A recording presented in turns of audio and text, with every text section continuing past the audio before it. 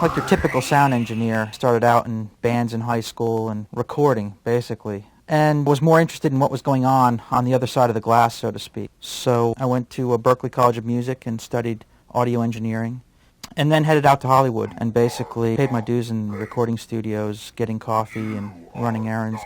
I started out doing some consulting for some video game companies. And then the opportunity here at Sony presented itself to build a recording studio, to build this facility, to do what I needed to do. A big part of my job here is sound evangelist, to go around to the producers and be involved from the beginning of the project.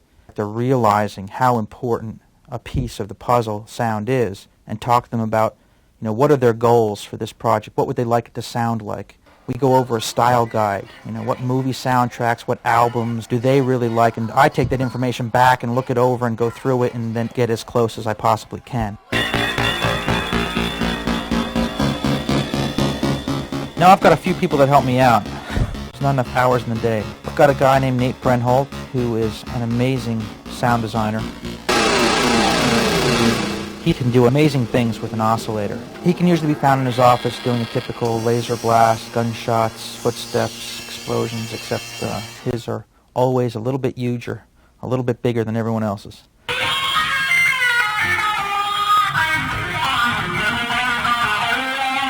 Chuck Dowd is on staff, and he is primarily a composer. He's doing the score for a game we're doing right now called Blasto. His bag, if you will, is what a lot of the producers in-house want on their games. We have a interactive audio engine here. We call it an adaptive MIDI engine.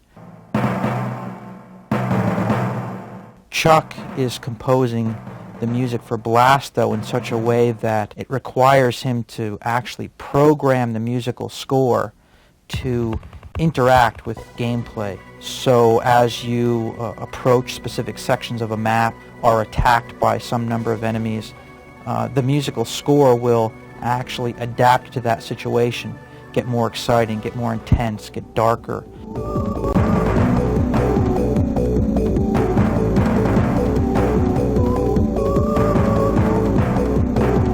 If you're just roaming around exploring, it'll get much more moody and just ethereal. And to the point where if you roam around long enough, the music will actually stop for a while, which is actually even more dramatic, because then when you come around a corner and there's an enemy, you'll get this explosive music will enter back in.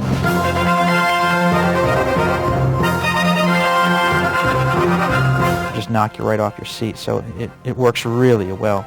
Yeah, that requires Chuck to actually program the musical score. He has to really think about not only the typical issues you have to think about when you're composing musical motifs, but he has to think about each gameplay situation that may arise.